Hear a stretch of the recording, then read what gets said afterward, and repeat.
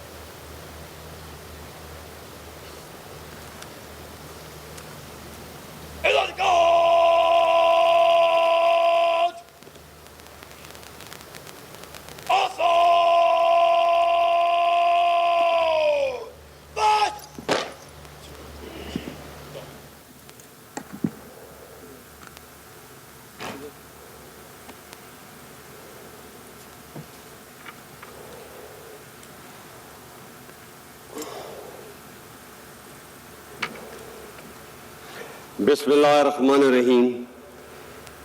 جناب صدر مملکت اسلامی جمہوریہ پاکستان، شہدائے پاکستان کے عظیم اہل خانہ، بہادر غازیوں، سینٹ اور قومی اسمبلی کے ممبران، جنرل آفیسرز، مہمان گرامی اور خواتین و حضرات، السلام علیکم۔ آج یوم دفاع و شہدائے پاکستان کے موقع پر آپ سے خطاب کرنا میرے لیے اعزاز کا باعث ہے۔ بلا شبہ دفاع وطن ایک مقدس فریضہ ہے جو ہمیں جان سے بھی زیادہ عزیز ہے۔ ہمارے شہداء کی قربانیاں وطن سے محبت کے اسی جذبے کا اظہار ہیں جو ہمارے دلوں کو بھی جذبہ شہادت سے سرشار رکھتی ہیں۔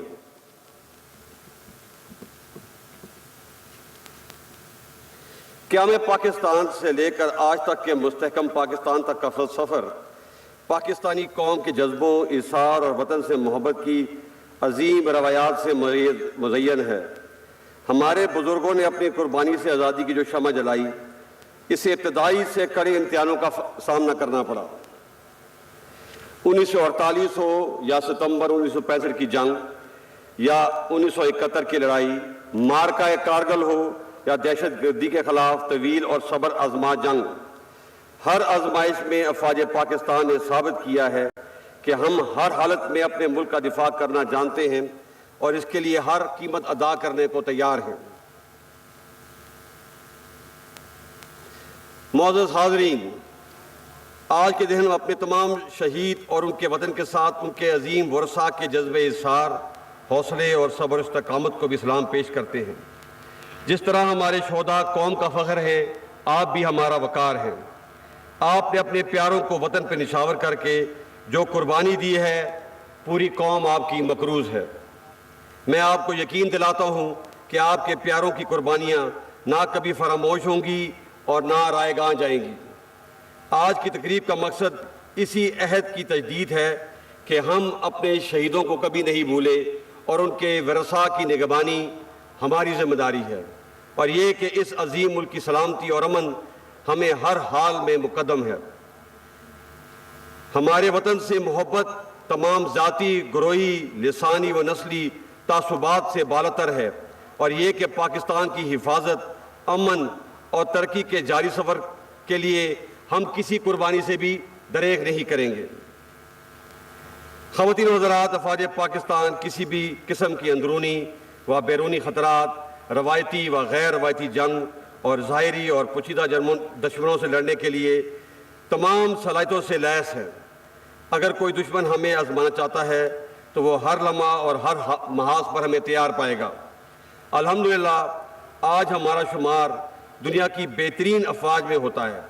ہم نے ہر دشمن کا ڈر کر مقابلہ کیا اور تمام اندرونی اور بیرونی سازشوں کو ناکام بنایا، اور سب سے بڑھ کر یہ کہ دفاعی قوت میں خود انحصاری حاصل کر کے ملک کے دفاع کو ناقابل تسخیر بنایا۔ ہمیں اس بات میں کوئی شک نہیں کہ پاک فوج اور قوم کا رشتہ وہ مضبوط ڈھال ہے جس نے پاکستان کے خلاف دشمن کی تمام چالوں اور ہتھ کنڈوں کو ہمیشہ ناکام بنایا ہے، اور اسی یکجہتی نے ہمیشہ ہر مشکل میں سرخرو کیا ہے۔ یہاں یہ امر بہت اہمیت کا حامل ہے کہ عوام کے تعاون کے بغیر کوئی بھی فوج ریت کی دیوار ثابت ہوتی ہے، جیسے کہ ہم نے اپنے ہمسایہ ملک میں دیکھا۔ اس لیے فوج کی کامیابی بڑی حد تک عوام کی حمایت پر منحصر ہے۔ خواتین و حضرات، ہمیں اس حقیقت کو بھی مد نظر رکھنا ہوگا کہ موجودہ دور میں جنگ کی نوعیت بدل گئی ہے۔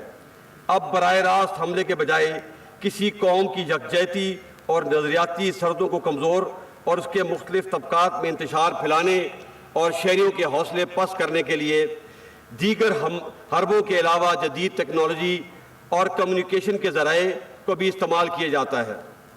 ہمارے دشمن بھی غیر روایتی ہتھ کنڈوں بشمول پروپیگنڈا اور ڈس انفارمیشن کے ذریعے اپنے مذموم مقاصد حاصل کرنا چاہتے ہیں۔ بیرونی دشمنوں کے تمام حربوں اور چالوں سے تو ہم آگاہ ہیں، مگر ہمیں اندرونی انتشار پھیلانے والے کچھ عناصر کے ساتھ سختی سے نمٹنا ہوگا۔ ہم سب کے لیے لمحہ فکریہ ہے کہ کچھ لوگ ملک دشمن عناصر کے ہاتھ میں استعمال ہو رہے ہیں۔ اس منور یا تدبیر کو عرف عام میں ہائیبرڈ یا ففتھ جنریشن وار کہا جاتا ہے۔ اس کا مقصد پاکستان کی جڑوں کو کھوکھلا کرنا اور ملکی سالمیت کو نقصان پہنچانا ہے۔ ہم انشاءاللہ ان منفی عزائم کو کبھی کامیاب نہیں ہونے دیں گے۔ ایسی مشکل اور پیچیدہ صورتحال افواج پاکستان اور قوم کی باہمی اعتماد اور قوت اور محبت کے رشتے کو اور بھی مضبوط کرنے کی متقاضی ہے۔ معزز حاضرین، یہ حقیقت بھی سب پر روز روشن کی طرح عیاں ہونی چاہیے کہ اس ارض پاک پر کسی پرتشدد رویے یا انتہا پسندی کی اب مزید کوئی گنجائش نہیں۔ طاقت کا استعمال صرف اور صرف ریاست کا اختیار ہے۔ افواج پاکستان اور قانون نافذ کرنے والے اداروں کے علاوہ کسی فرد یا گروہ کو اسلحے کی نمائش اور استعمال کی اجازت نہیں ہوگی۔ کسی شخص کو بھی یا گروہ کو علاقائیت، لسانیت، نظریے اور مذہب کی بنیاد پر ریاست کو بلیک میل کرنے کی اجازت نہیں دی جائے گی۔ بحیثیت قوم ہمیں یہ عہد کرنا ہے کہ ہم سب نے مل کر پاکستان کو قائد اعظم کی سوچ کے مطابق اعتدال پسند، پرامن اور ایک جدید اسلامی اور فلاحی ریاست بنانا ہے۔ خواتین و حضرات، جمہوریت میں پاکستان کی مضبوطی اور بقا ہے۔ اسے مزید مستحکم کرنے کے لیے ہم سب کو آئین کی پاسداری اور انصاف، برداشت اور بردباری کے اصولوں پر عمل پیرا ہونا ہوگا۔ تنقید برائے تنقید، نفرت اور عدم برداشت جیسے منفی رویوں کی حوصلہ شکنی کرنی ہوگی۔ پاکستان نے اگر ترقی کرنی ہے تو ہمیں اپنی انا اور ذاتی مفاد کو پس پشت ڈالنا ہوگا۔ اس جذبے اور اصرار کی زندہ مثال ہمارے شہداء ہیں۔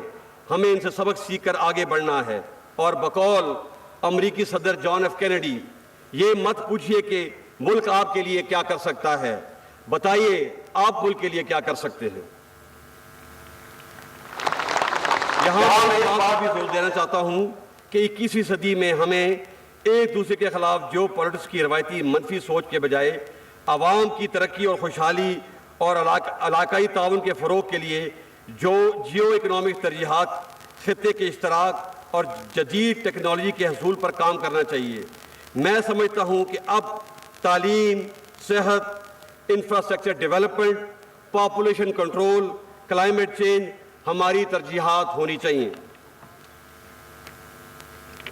معزز حاضرین، ہم خطے کی صورتحال پر گہری نظر رکھے ہوئے ہیں، خاص طور پر افغانستان سے غیر ملکی افواج کے انخلاء کے بعد، جہاں صورتحال امن اور استحکام کا ایک موقع فراہم کرتی ہے، وہیں یہ مزید خطرات اور مشکلات کا پیش خیمہ بھی ثابت ہو سکتی ہے۔ ہم افغانستان کے برادر عوام کی سلامتی اور ترقی کے لیے خواہش مند ہیں اور یہ توقع رکھتے ہیں کہ اقوام متحدہ سمیت خطے اور دنیا کی بڑی طاقتیں افغانستان میں پائیدار امن کے لیے اپنا مثبت کردار ادا کریں گی۔ اس بات میں کوئی شک نہیں کہ 1979 سے افغانستان کے عوام نے بہت سی مشکلات کا سامنا کیا ہے۔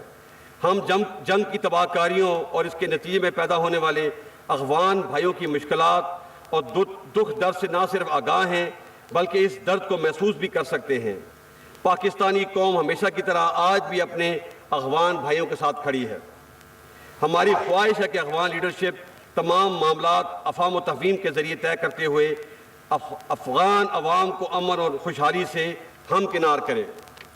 ہم یہ بھی توقع کرتے ہیں کہ افغانستان میں ایک مستحکم اور تمام فریقین کے نمائندہ حکومت قائم ہو، انسانی حقوق بشمول خواتین کے حقوق کا احترام کیا جائے، افغان سرزمین کسی بھی دوسرے ملک کے خلاف استعمال نہ ہو، اور اس کے ساتھ ساتھ ہم یہ بھی توقع کرتے ہیں کہ دنیا اس مشکل گھڑی میں افغان قوم کو تنہا نہیں چھوڑے گی اور نہ کسی انسانی بحران کا شکار ہونے دے گی۔ اس سلسلے میں پاکستان دنیا سے ہر ملک سے تعاون کرنے کے لیے تیار ہے۔ خواتین و حضرات، جہاں تک ہماری مشرقی سرحدوں کا تعلق ہے، اس میں بالخصوص 2019 کے بعد کئی نازک لمحات آئے، مگر پاکستان نے صبر و تحمل کا مظاہرہ کرتے ہوئے ایک ذمہ دار اور امن پسند ریاست ہونے کا ثبوت دیا۔ تاہم ہماری امن پسندی کی خواہش کو ہماری کمزوری نہ سمجھا جائے۔ ہم کسی بھی جارحیت کا بھرپور مقابلہ کرنے کی اہلیت رکھتے ہیں۔ میں یہ واضح کر دینا چاہتا ہوں کہ پاکستان اور ہندوستان کے تعلقات کے درمیان کشمیر کا مسئلہ کلیدی حیثیت رکھتا ہے۔ ہم کشمیر کے بارے میں ہندوستان کے 5 اگست 2019 کے تمام یک طرفہ اور غیر قانونی اقدام کو رد کرتے ہیں جو تمام بین الاقوامی اصولوں کے منافی ہیں۔ ہم کشمیری عوام کے جذبہ حریت، شہیدوں کی قربانیوں اور خاص طور پہ سید علی گیلانی کی طویل اور عظیم جدوجہد کو خراج تحسین پیش کرتے ہیں اور یقین دلاتے ہیں کہ ہم ہر سطح پہ اپنے کشمیری بھائیوں کی سیاسی، اخلاقی اور سفارتی حمایت جاری رکھیں گے۔ معزز حاضرین، آخر میں وطن کی آزادی، سلامتی اور حرمت پر قربان ہونے والے افواج پاکستان کے بہادر افسروں، سردار صاحبانوں، جوانوں، انٹیلیجنس ایجنسیز کے اہلکار، ایف سی، رینجر، پولیس اور لیوی کے شہداء کو سلام عقیدت پیش کرتا ہوں۔ یقیناً ان کی ثابت قدمی اور قربانی کی بدولت ہی ہماری آزادی کو دوام ملا ہے۔ میں شہداء کے لواحقین کے صبر و استقامت کو بھی سلام پیش کرتے ہوئے اس بات کا برملا اظہار کرتا ہوں کہ اس قوم کو دنیا کی کوئی طاقت شکست نہیں دے سکتی جس کی مائیں اپنے بیٹوں کو وطن کی حرمت پر قربان ہونے کے لیے پروان چڑھاتی ہیں۔ آئیے آج کا دن اور یہ لمحات شہدائے وطن و غازیوں کے نام کرتے ہوئے اس عہد کی تجدید کریں کہ ہم ان کے نقش قدم پہ چلتے ہوئے پاکستان کے مستقبل کو روشن اور پرامن بنائیں گے، اور ہم نے وطن کے تحفظ کی جو قسم کھائی ہے ہر قیمت پہ اس کی پاسداری کریں گے۔ اللہ تعالی ہمارا حامی و ناصر ہو۔ پاک فوج زندہ باد، پاکستان پائندہ باد۔